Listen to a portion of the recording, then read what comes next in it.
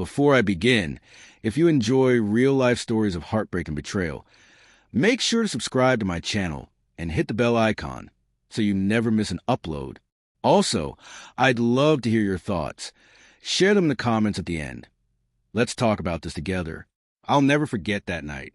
It started with a simple text from her, one that now haunts me every time I replay in my head. Can't wait for tonight. See you at the gala. It sounded innocent, happy even, but the truth? That text was the last honest thing she ever sent me. We'd been married for 6 years. I thought I knew her. The way her eyes lit up when she laughed, how her hand always found mine when we walked through crowded streets, the small rituals that felt like ours alone. But over the past few months, things had been off. Missed calls that she blamed on work. Short replies to my texts.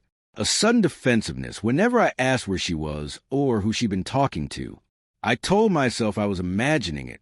I tried to rationalize it, thinking maybe stress at the office, deadlines, nothing more.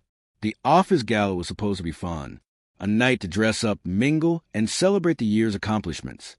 I wore my best suit, my heart light with the expectation of her by my side. But the moment I stepped into the glittering room, the unease of my stomach began to twist tighter.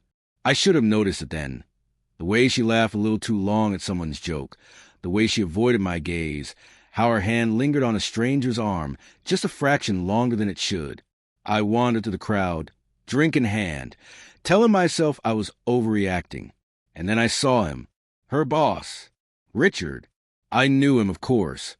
Charismatic, always charming and impossibly smooth, but that night he looked predatory.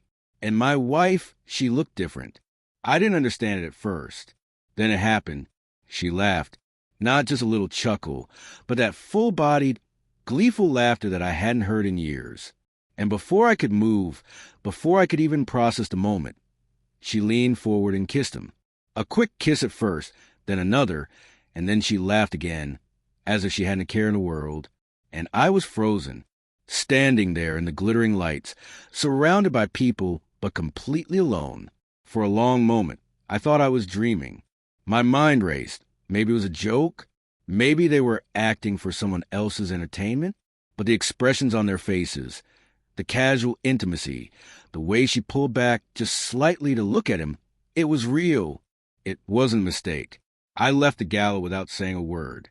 My car ride home was silent, except for the humming engine. I kept replaying every small moment over the past few months. The missed calls, the sudden trips, the hurried phone locks.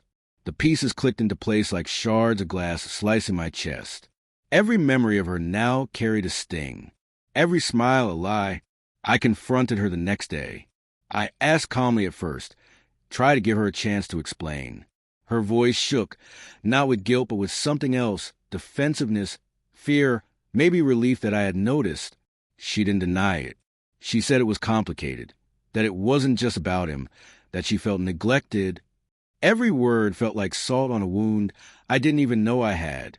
I wanted to scream, to beg, to understand, but I also knew I deserved better than excuses.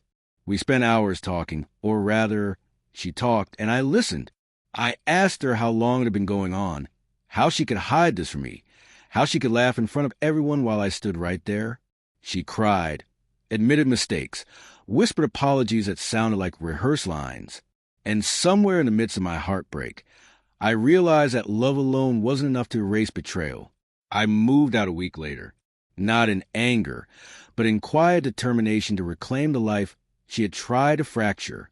I kept my dignity, my sense of self, my memory of who I was before the lies. I mourned what we had, the love that felt so real, the years that felt like a dream dissolving. Looking back, I've learned something painful but true. Trust, once broken, doesn't heal overnight. And yet, heartbreak also builds strength you didn't know you had.